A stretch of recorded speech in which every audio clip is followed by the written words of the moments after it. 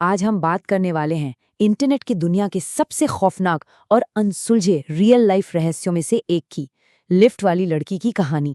सोचिए, एक होटल, एक लिफ्ट और उसमें एक लड़की जो कुछ ऐसा बर्ताव कर रही है मानो कोई उसके ठीक सामने खड़ा हो, कोई जो किसी और को दिखाई नहीं दे रहा। बस इन्हीं तीन चीजों के इर्द गिर्द घूमती है ये पूरी अजीब और डरावनी कहानी। तो चलिए कहानी की शुरुआत करते हैं उस एक सबूत से जिसने इस पूरे मामले को दुनिया भर में एक सनसनी बना दिया था। ये बात है साल 2013 की, जब एक होटल की लिफ्ट के सीसीटीवी फुटेज ने पूरी दुनिया को सचमुच हिलाकर रख दिया।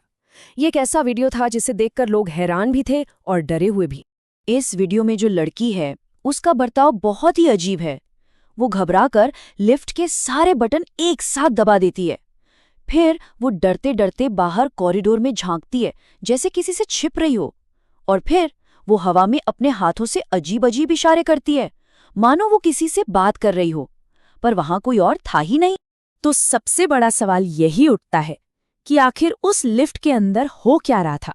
एक ऐसा सवाल जिसका जवाब आज तक किसी के पास नहीं है। तो अब ये समझते हैं कि आखिर ये लड़की थी कौन और वो उस बदनाम जगह पर क्या कर रही थी जहां उसे आखिरी बार देखा गया था। इस लड़की का नाम था एलिसा लैम। वो कनाडा की एक स्टूडेंट थी जिसे घूमने फिरने का बहुत शौक था और वो अकेले ही दुनिया देखने के सफर पर निकली थी। इसी सफर में वो लॉस एंजलिस के एक कुख्यात होटल सेसिल पहुंची। एक ऐसा होटल जिसका नाम ही अपने आप में डरावनी कहानियों का दूसरा नाम था। देखिए, इस होटल का इतिहास बहुत ही काला रहा है।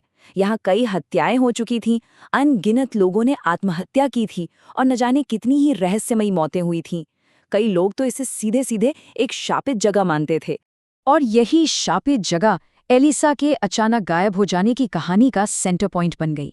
एक दिन होटल सेसिल से बिना किसी को एक शब्द कहे एलिसा लैम बस गायब हो गई, जैसे वो वहां कभी थी ही नहीं। और यहीं से शुरू हुआ ये पूरा रहस्य। इसके बाद जो कुछ हुआ वो किसी बुरे सपने जैसा था। पहले दिन एलिसा गायब हुई। कुछ दिनों बाद होटल में रुके मेहमान पानी के अजीब स्वाद और रंग की शिकायत करने लगे। फिर पुलिस ने वो हैरान करने वाला लिफ्ट का वीडियो जारी किया। और फिर पूरे 13 दिन बाद एक बहुत ही भयानक सच सामने आया।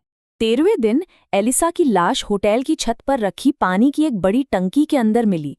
ये खोज एलिसा की तलाश का एक बेहद दुखद और चौंकाने वाला अंत था। लेकिन सबसे ज्यादा चौंकाने वाली बात ये थी कि वो पानी की टंकी होटल की छत पर थी। छत पर जाने का दरवाजा बंद था और उस पर अलार्म भी लगा था। और तो और टंकी का ढक्कन भी ऊपर से बंद था, जो काफी भारी भी था। तो एक ही सवाल था जो हर किसी के दिमाग में गूंज रहा था और आज एक दशक बाद भी गूंज रहा है। आखिर वो वहां पहुंची कैसे?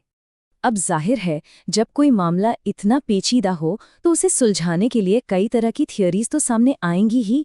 चलिए उन पर एक नज़र डालते हैं। इस केस में 2 मेन थ्योरीज हैं। पहली है मेंटल इलनेस की।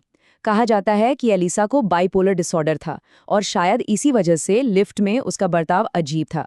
लेकिन ये थियोरी ये नहीं समझा पाती कि वो अकेले बंद छत पर और फिर उस भारी ढक्कन वाली टंकी के अंदर कैसे पहुंच गई। दूसरी थियोरी है मर्डर की, कि शायद कोई और भी था जिसने उसे मारकर टंकी में डाल दिया। लेकिन पुलिस को ना तो कोई सबूत मिला, ना ही कोई मोटिव।